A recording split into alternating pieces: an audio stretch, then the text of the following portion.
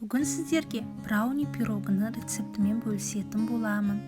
Жасалуы жеңіл және өте дәмді болып шығады. Жасап көріңіздер. Ең алдымен ыдысқа жұмыртқа, қант салып, жақсылап араластырамыз.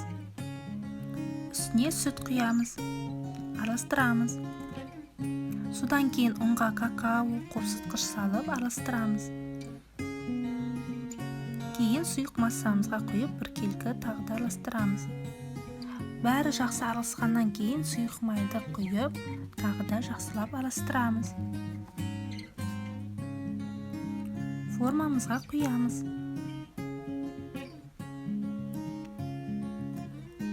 Қызып тұрған пешке 180 градуста 20-30 минут пісіреміз. Оған дейін шоколад пен сары майды ерітіп аламыз. Пирог піскенде пирогымыздың арасын осылай кесіп аламыз. Ерітілген шоколадты құямыз. Пирогымызды кесіп, жемістермен сәндеп шығамыз.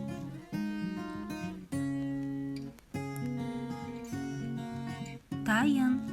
Астарыңыз дәмді болсын. Сіздермен болған Фатима Алдияр.